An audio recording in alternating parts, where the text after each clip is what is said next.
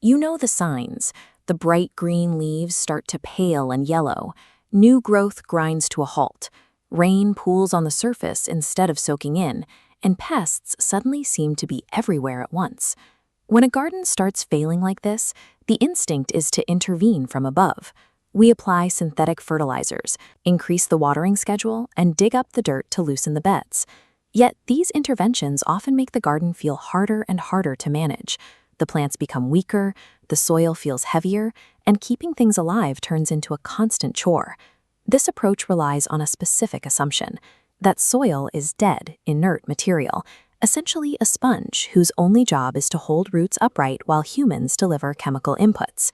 But in unmanaged forests or wild meadows, plants grow thick, green, and resilient without anyone tilling the earth or hauling in bags of synthetic nitrogen. These ecosystems thrive because of what is happening underground. Beneath every healthy garden bed lies a crowded, living world that most gardeners never see. A struggling garden rarely lacks nutrients. What you're actually seeing is the systemic collapse of this unseen biological environment. Look at the scale. A single teaspoon of productive garden soil holds 1 billion interacting bacteria and fungi. These microorganisms cluster dynamically around plant roots.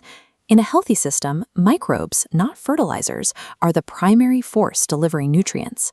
The process begins when the root releases sugars called exudates into the soil, attracting specific microbes.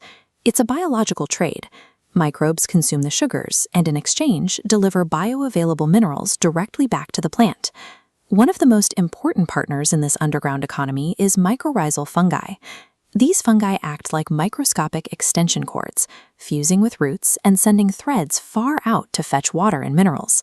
Notice the scale difference. A solitary root has limited reach, but a fungal network expands access across the entire bed.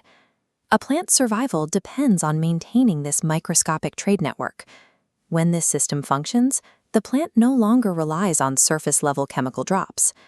The problem is that many standard gardening practices are essentially waging war on these microbial communities. Heavy metal tiller blades physically slice through fragile fungal networks, while violently flipping light-sensitive microorganisms up into the lethal sun. Heavy foot traffic compacts the soil, which removes vital oxygen and chokes off the movement of water. Beneficial microbes simply suffocate. Leaving soil bare is equally destructive. Without cover, intense sun and evaporation turn a thriving habitat into a biologically sterile environment. We have destroyed the natural underground supply chains. As a result, plants end up on an artificial life support system of constant watering and synthetic inputs just to maintain basic growth. Rebuilding the biology requires shifting your focus. Instead of feeding the plants, the goal is to manage the organic matter that feeds the microbes.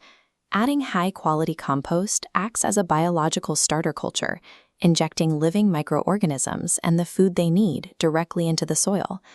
Mulch, like shredded leaves or wood chips, recreates nature's protective roof.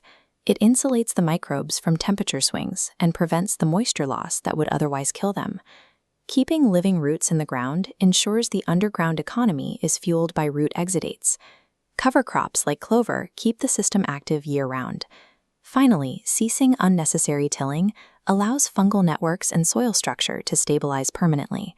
Successful soil management creates a stable habitat where microscopic life can function. Once that environment exists, the microbes take over the work of feeding the garden. Rebuilding an ecosystem requires patience.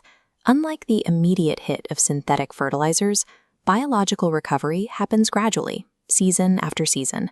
You will see the physical indicators first. The soil becomes softer and absorbs water perfectly, and earthworms return, and mulch begins to decompose faster as the life underneath it wakes up. The ultimate payoff is resilience.